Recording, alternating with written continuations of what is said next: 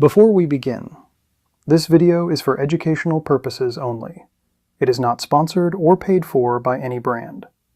Always consult your vehicle's owner's manual before using any aftermarket fuel treatment. E20 fuel is already at petrol pumps across India, and if you're not paying attention, it could be quietly damaging your engine right now.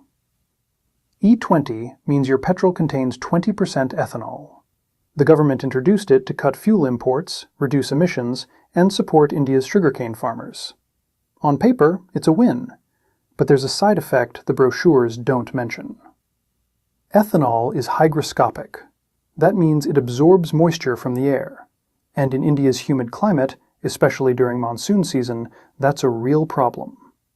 Over time, water gets into your fuel tank. Water and petrol don't mix. Ethanol does mix with water, and when it does, it separates from the petrol in a process called phase separation. The result? A layer of water and ethanol sitting at the bottom of your tank and petrol floating on top. Your fuel pump tries to run on this contaminated mix, and that's where damage begins. So what do you do about it? The market offers two types of solutions: fuel additives and ethanol stabilizers. They sound similar. They are very different, and choosing the wrong one, or assuming one does the job of the other, can cost you thousands of rupees in repairs. Today, we're going to break down exactly what each one does, where each one works, and how to use them together to fully protect your engine. Fuel additives are performance products. They go into your tank while you're actively using your vehicle, and they improve the quality of combustion. Here's how they work. Petrol injectors spray fuel into the combustion chamber as a fine mist. The finer the mist, the more completely it burns. Over time, carbon deposits build up on injector tips, especially with ethanol-blended fuels, and that spray pattern degrades.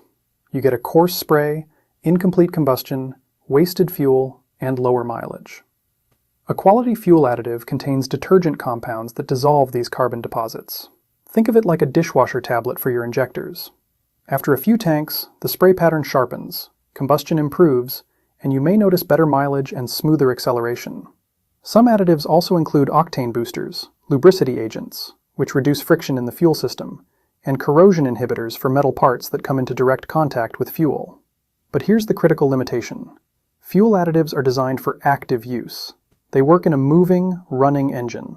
What they do not do is address the core problem that E20 creates in a stored engine.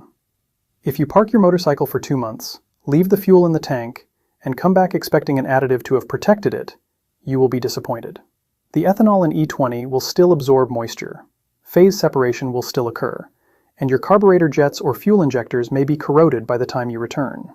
Fuel additives are excellent products for the right job, and storage protection is not their job. This is where ethanol stabilizers come in, and they do something fundamentally different.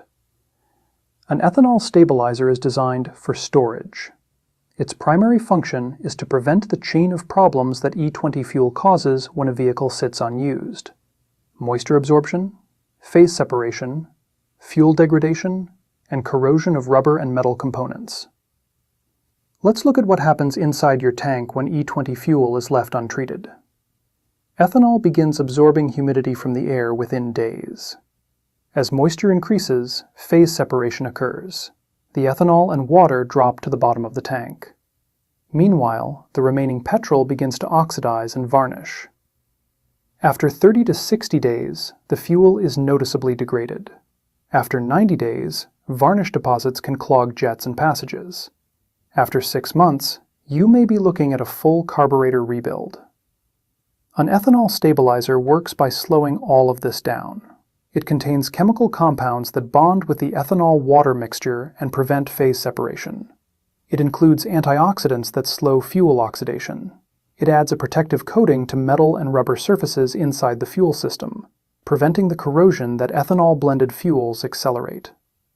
A good stabilizer, added correctly at the manufacturer's recommended ratio before storage, can extend the life of E20 fuel to 6 months. Sometimes up to 2 years for highly concentrated formulas. This makes stabilizers essential for motorcycles stored during monsoon, boats docked between seasons, generators used only during power outages, and any vehicle that sits unused for more than 30 days. If your vehicle is sitting still, A stabilizer is not optional. It is maintenance. Now let's talk about what happens when you get this wrong, and it's more common than you might think. The most damaging mistake is using a fuel additive and assuming your engine is protected for storage. The additive improved your combustion while the engine was running, but the moment the vehicle stopped, the ethanol in the remaining fuel started its work. One monsoon season on E20 without a stabilizer is enough to turn a clean carburetor into a corroded, clogged, expensive repair job. Carburetor rebuilds in India typically cost between 5,000 and 15,000 rupees for a motorcycle. A full fuel injector cleaning service for a car can run 20,000 rupees or more. Contrast that with the cost of a quality ethanol stabilizer, typically 300 to 800 rupees per treatment. Prevention is, conservatively, 20 times cheaper than repair. On the other side, can you overuse additives?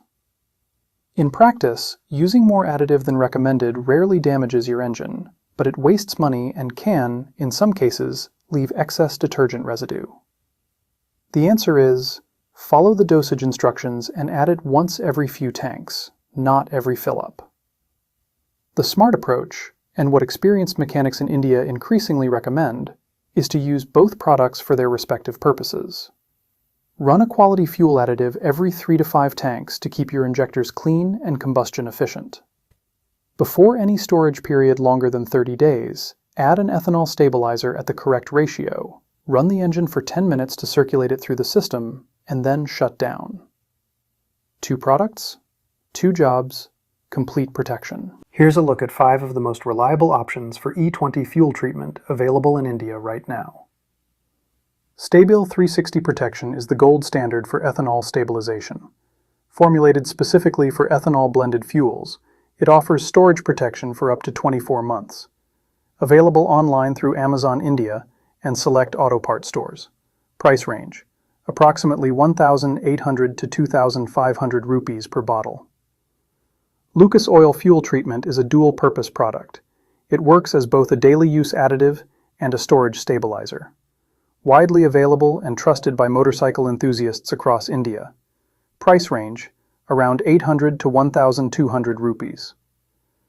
Liquimali's E20 petrol additive is engineered specifically for ethanol blends. German formulated, with strong availability through car accessory stores and online retailers. Expect to pay 1,000 to 1,500 rupees.